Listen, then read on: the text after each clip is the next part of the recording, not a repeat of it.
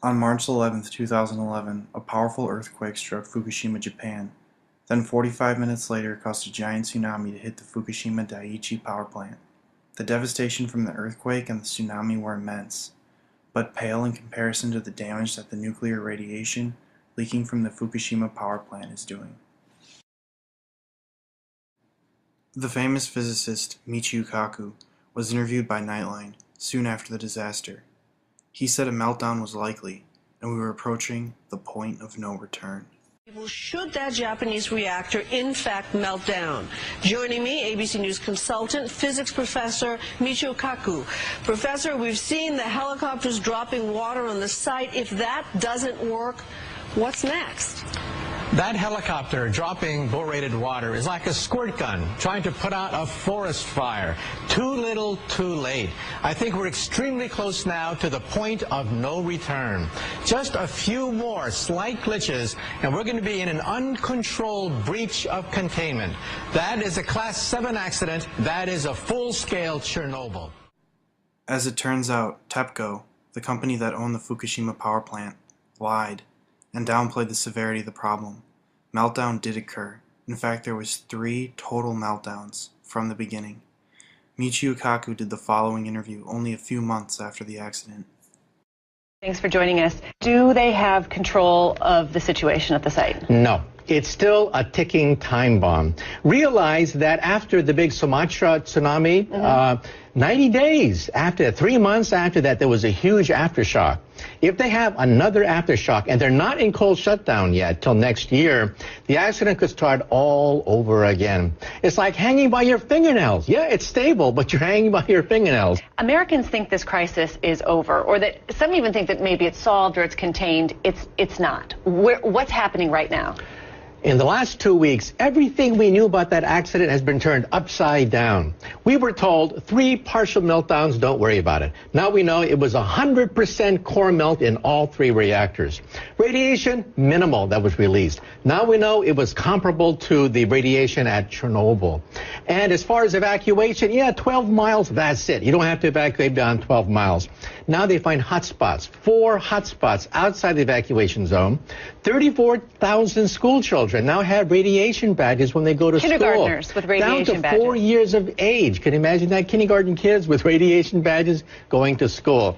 So all the mythology of the accident has been turned upside down because utility has finally fessed up to how severe this accident really was. Michio Kaku did this interview only a few months after the disaster, before we saw just how poorly Japan and TEPCO were handling the situation. Even back then, when some optimism still existed, Michio Kaku said the cleanup would last 50 to 100 years. Year cleanup. How long will it take to clean this up in your view? 50 to 100 years. And we're not there. Michio Kaku also illustrates the kind of global danger that exists. He points out that we almost lost northern Japan in the initial accident. 100% core melt. What stopped the reactor accident at the time was the sudden influx of seawater. If they didn't put that seawater in at the right moment, we would have lost northern Japan. That's how close we came to a national, worldwide tragedy. The fact is that although it could have been worse, Japan has been lost. The Japanese government is unable to deal with a problem of this magnitude. This is a screenshot of the website fukushima-diary.com. The website explains how the Japanese government raised the level of radiation allowed in food. Prior to the nuclear disaster, material with 100 becquerels per kilogram of cesium was stored in nuclear containment barrels.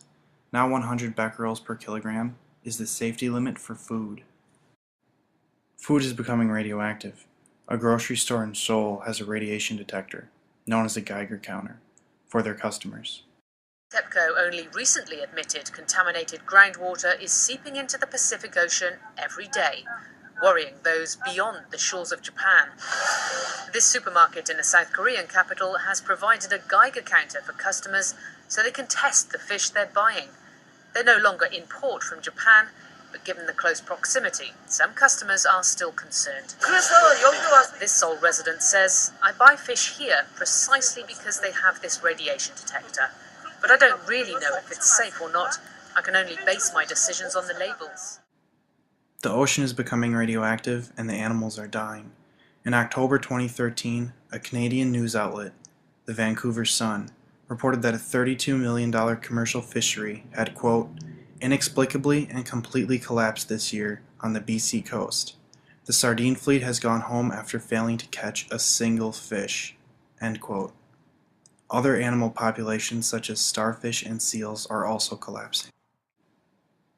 As much damage as the Fukushima nuclear plant is doing, it has the potential of doing much, much more. The fuel core of Unit 4 at the Fukushima Daiichi nuclear plant. More than 1,500 fuel rods sit in a damaged storage pool 30 metres above ground. Safely removing them is the next big challenge for the plant's owner, TEPCO. These 1,500 rods pose an extreme danger and could cause a chain reaction with unbelievable consequences. In the next clip, Christina Consolo, founder of Nuked Radio, comments on the danger of these 1,500 fuel rods. The reactor was under maintenance. So we have this full fuel pool that's sitting at the top of this reactor. And if something happened to that reactor and the pool fell onto the ground, the rods would start fissioning and possibly catch fire or explode. It could then start a chain reaction of the other spent fuel pools on site, the other nuclear fuel that's on site that's still left in the other reactor buildings, because there are 6 reactors at Fukushima. You only hear about 4, but there's actually 6 there. And what would happen if a fire ignited in these fuel rods? Well, we would be subjected to an extreme fallout situation where we would have to shelter indoors for a period of time, possibly a couple months, if not longer. You're talking about worldwide? For the Northern Hemisphere. The Northern Hemisphere would have to go indoors for possibly several months? Yes. Christina Consolo was also interviewed by the news outlet Russia Today in an article titled Fukushima Apocalypse. When asked by Russia Today what the worst-case scenario was, she gave an honest answer. Quote, "The worst-case scenario could play out in the death to billions of people. A true apocalypse. Since we have been discussing Reactor 4, I'll stick to that problem in particular, but also understand that a weather event, power outage, earthquake, tsunami, cooling system failure, or explosion and fire in any way, shape, or form at any location at the Fukushima site could cascade into an event of that magnitude as well. At any time following any of these possible events, or even all by itself, nuclear fuel in Reactor 4's pool could become critical, mostly because it will heat up the pool to a point where water will burn off and the zirconium cladding will catch fire when it is exposed to the air. This already happened at least once in this pool that we are aware of. It almost happened again recently after a rodent took out an electrical line and cooling was stopped for days. Once the integrity of the pool is compromised, that will likely lead to more criticalities, which can spread to other fuel.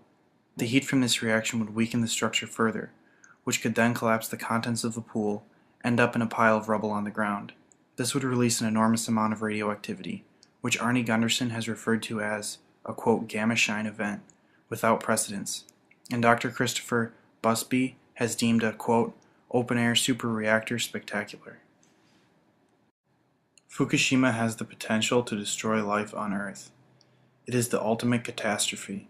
As Japan's former ambassador to Switzerland pointed out, Fukushima is the ultimate catastrophe of the world and the planet. Japan's former ambassador to Switzerland and anti-nuclear campaigner. The Unit 4 contains 10 times more cesium-137 than Chernobyl. So in case the worst occurs, a total withdrawal will be imposed, which means this can be considered as the beginning of the ultimate catastrophe of the world and the planet. Fukushima is the ultimate catastrophe. In fact, I believe it is the fulfillment of Christ's words in Matthew 24:22. And unless those days had been shortened, no flesh should be saved, but for the sake of the elect, those days shall be shortened. Matthew 24:22. It is only a matter of time before the fuel rods in Reactor 4 go critical. Between the typhoons and earthquakes that threaten Fukushima, it is inevitable. It is interesting that the earthquake that was the cause of the Fukushima meltdown also shortened the days of the Earth. That is to say, since the earthquake, Earth's days are slightly shorter. Here's a Space.com article reporting on the phenomenon. Is it a coincidence that the same earthquake that caused the Fukushima meltdown also caused the days to be shortened? I don't think so. I think it is a further indication that the Fukushima meltdown is the fulfillment of Matthew 24:22.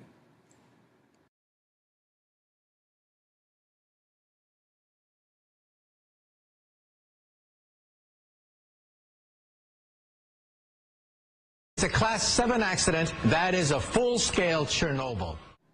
As it turns out, TEPCO, the company that owned the Fukushima power plant, lied and downplayed the severity of the problem. Meltdown did occur. In fact, there was 3 total meltdowns from the beginning. Helicopter dropping borated water is like a squirt gun trying to put out a forest fire. Too little, too late. I think we're extremely close now to the point of no return. Just a few more slight glitches, and we're going to be in an uncontrolled breach of containment. That is.